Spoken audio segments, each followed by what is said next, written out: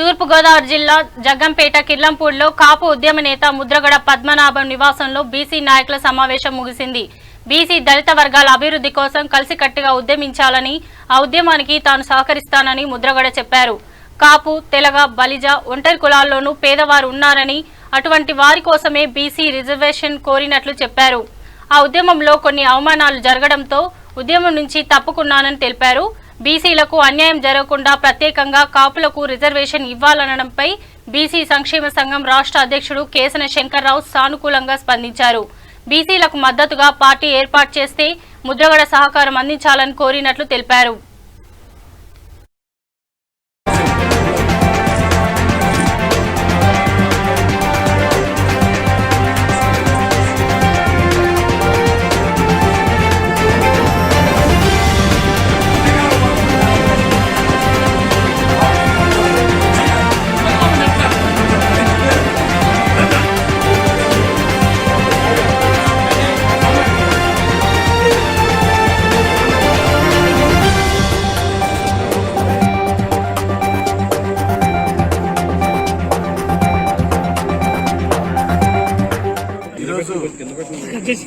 మరి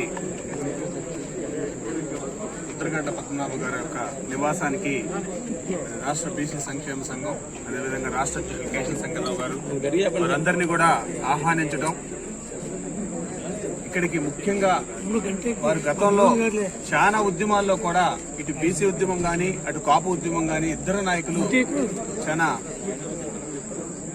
బ్రహ్మాండంగా దాన్ని నడిపించడం కూడా మనం అందరం చూసాం.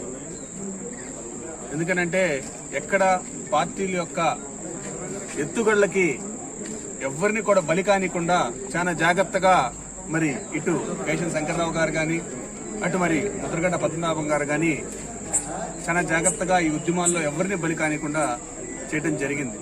అయితే ఇక్కడ ఒకటే ఈ యొక్క రాష్ట్రం కోరుకుంటుంది ఏంటంటే ఒక ప్రత్యామ్నాయం కోరుకుంటా ఉంది. రాష్ట్రంలో ఏదన్నా ప్రత్యామ్నాయంగా ఒక పార్టీ ఏర్పడాలి అనే ఒక ఆలోచన మరి ఈరోజు రాష్ట్ర వ్యాప్తంగా కూడా ఉంది.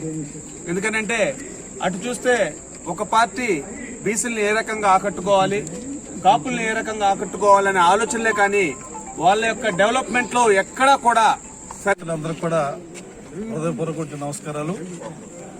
మరి ఈరోజు గౌరవనీయులు పెద్దలు మాజీ మంత్రివర్యులు ముద్రగడ పద్మనాభం గారు ఆహ్వానం మేరకు ఈరోజు వారి కిర్లంపూడి వారి నివాసానికి వారి ఆహ్వానం మేరకు రావటం జరిగింది.